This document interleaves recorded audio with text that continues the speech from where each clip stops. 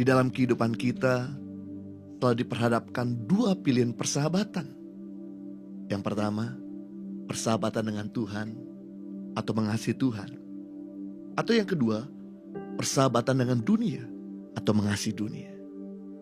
Jika kita menjadi sahabat bagi dunia ini, maka kita akan menjadi musuhnya Tuhan. Yakobus pasal yang keempat, ayat 4. Hai kamu, orang-orang yang tidak setia. Tidakkah kamu tahu bahwa persahabatan dengan dunia adalah permusuhan dengan Allah? Jadi, barang siapa hendak menjadi sahabat dunia ini, ia menjadikan dirinya musuh Allah. Kalau kita jadi seterunya Tuhan, maka agak sulit untuk Tuhan bisa memberkati kita, menolong kita, bahkan berkarya lebih luasa dalam kehidupan kita.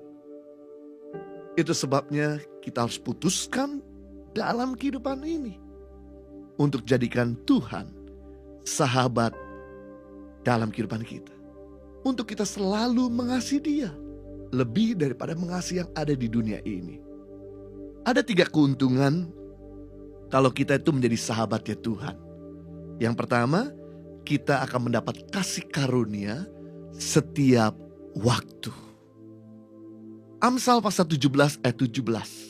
Seorang sahabat menaruh kasih setiap waktu dan menjadi seorang saudara dalam kesukaran. Seorang sahabat itu enggak menjadi seorang saudara ketika dalam keadaan baik-baik, dalam keadaan kelimpahan, dalam keadaan menyenangkan. Tapi seorang sahabat akan ditentukan ketika kita dalam keadaan kurang baik. Persahabatan diuji bukan pada waktu kita ada di atas. Persahabatan diuji ketika kita ada di bawah. Gampang buat teman kita bersahabat waktu kita berkelimpahan, waktu kita menyenangkan, waktu kita menguntungkan. Tapi bagaimana ketika kita bangkrut, ketika kita sakit seumur hidup, ketika kita gak lagi bisa menyenangkan hidupnya? Apakah dia tetap bisa menjadi sahabat atau tidak? Yesus adalah satu-satunya sahabat di dunia ini yang bisa menemani kita setiap waktu. Dia mengasihi kita tanpa memandang perbedaan, tanpa memandang latar belakang, bahkan tanpa memandang kita punya kehebatan. Dia mengasihi kita apapun adanya kita. Saya teringat dalam Lukas pasal yang ke-15 ayat 11 sampai 32. Cerita tentang anak bungsu yang telah menghabiskan harta ayahnya di negeri yang jauh. Ketika dia sudah tidak punya uang, sulit mendapatkan pekerjaan, gak bisa makan. Dia ingat di rumah bapakku, para karyawan hidup dalam keadaan makmur, tidur dalam keadaan perut kenyang. Akhirnya dia putuskan untuk dia kembali ke rumah ayahnya. Karena di luar sana dia tidak bisa dapatkan sahabat. Teman-temannya tinggalin dia saat dia jatuh kere. Bahkan pasangan hidupnya pun tinggalkan dia saat dia gak punya uang. Namun begitu dia kembali, ayahnya melihat dari jauh, langsung lari dan memeluk anak ini. Diterimanya, diberikan jubah yang baru, sepatu yang baru, cincin yang baru. Diberikan masa depan yang baik. Apapun kondisimu, engkau sedang patah semangat, engkau sedang menyerah, ketahuilah ada sahabat yang tidak pernah meninggalkan kita, yaitu Yesus. Yang kedua, keuntungan kalau kita jadikan Tuhan itu sahabat kita, Dia akan memberikan rencananya, rahasianya kepada kita. Dia akan mengekspos, memberitahu hikmatnya, jalan-jalannya dalam kehidupan kita. Mazmur 25 ayat 14. Tuhan bergaul karib dengan orang yang takut akan Dia, dan perjanjian diberitahukannya kepada mereka. Menarik, Tuhan bergaul karib dengan orang yang dekat dengan Dia. Perjanjiannya pasti akan diberitahu. Kalau kita punya teman baik, amat sukar bagi teman kita itu untuk menyembunyikan rahasianya. Dia pasti akan open kepada kita. Sama halnya kalau kita tuh punya teman baik, amat sukar bagi kita untuk kita itu menyembunyikan rahasia kita. Pasti kita akan open sama teman kita. Hal yang sama. Kalau kita tuh punya sahabat baik Tuhan, Yesus, maka amat sukar bagi Tuhan untuk menyembunyikan rencananya dalam hidup kita. Pasti dia akan beritahu.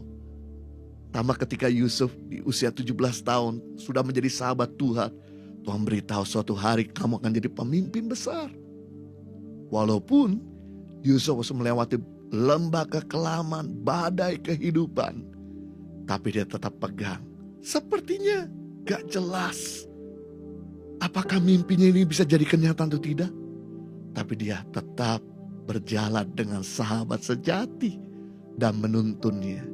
13 tahun kemudian benar mimpinya Yusuf jadi kenyataan. Sama seperti Daud di usia 17 tahun. Dia cuma melihat ngurus kambing domba ayahnya. Tapi dia diurapi oleh Nabi Samuel untuk menjadi seorang raja. Gak langsung jadi kenyataan. Melewati begitu banyak badai. Sepertinya gak mungkin mimpi itu terjadi. Badai, lembah-lembah, goncangan, tekanan dihadapi begitu kuat. Tapi dia berpegang pada sahabat sejati yang menuntunnya menjadi Raja Daud. Sama seperti Abraham. Di usia 75 tahun Tuhan menyuruh untuk Abraham keluar dari kampung halaman. Dan Tuhan akan memberikan tanah perjanjian. Dan keturunan seperti bintang di langit dan pasir di lautan. Sepertinya usia makin bertambah. Mustahil bisa terjadi. Tapi karena dia berjalan dengan sahabat sejati, maka yang terjadi, mimpinya menjadi kenyataan. Dia memiliki keturunan dan memiliki tanah perjanjian. Hari ini mungkin kau sedang ada di lembah kekelaman, titik paling rendah dalam hidupmu. Ketahuilah selama engkau berpegang sama sahabat sejati, maka dia akan menuntun engkau kepada mimpi yang semakin dekat. Yang ketiga, keuntungan kalau kita memiliki sahabat sejati, dia akan menegur dengan maksud baik. Amsal pasal 17 ayat 6. Seorang kawan memukul dengan maksud baik, tetapi seorang lawan mencium secara berlimpah-limpah. Hati-hati sama orang yang selalu baik sama kita. Belum tentu dia punya maksud motivasi benar. Tapi saya beritahu, seorang sahabat sejati, kalau kita benar, dia akan puji kita, dia akan encourage kita. Tapi kalau kita salah, dia akan tegur kita. Kalau Anda tahu bahwa gak banyak orang yang bisa berani tegur kita. Everybody can give you praise, but not everybody can give you advice. Setiap orang bisa memuji, tapi gak semua orang berani menegur kita. Jadi kalau ada orang yang bisa menegur kita, hargai. Beri nilai tambah. Karena kita ini masih jauh daripada kesempurnaan. Kita gak lepas dari kesalahan. Kita gak kebal dari dosa. Jadi kalau ada orang yang beritahu kesalahan kita, kalau Tuhan menegur kita, berarti Tuhan sedang mengasihi kita. Dan Dia sedang memperbaiki sikap kita, tingkah laku kita, untuk kita bisa menjadi orang yang lebih sempurna di kemudian hari. Bersyukurlah kalau engkau itu ditegur Tuhan hari ini. Kalau engkau gak mau terima teguran dari Tuhan, maka engkau akan dipermalukan di depan banyak orang. Pilihan dua, Anda mau dipuji di depan orang, atau mau dipermalukan di depan orang. Orang yang rendah hati menerima teguran Tuhan dan orang lain, dia akan dipuji di depan banyak orang. Tapi orang yang tidak mau ditegur, suatu kali dia akan dipermalukan di depan banyak orang. Kita bersyukur dengan Daud. Kesalahan Daud boleh lebih fatal dari kita, lebih besar dari kita. Tapi ketika Daud ditegur sama Nabi Nathan, dia berubah, bertobat. Dan akhirnya dia tidak melakukan kesalahan yang sama. Dan yang luar biasa, dari Daud lahirlah juru selamat. Kalau orang sebejat Daud bisa Tuhan pakai melakukan hal-hal mulia, hal yang sama.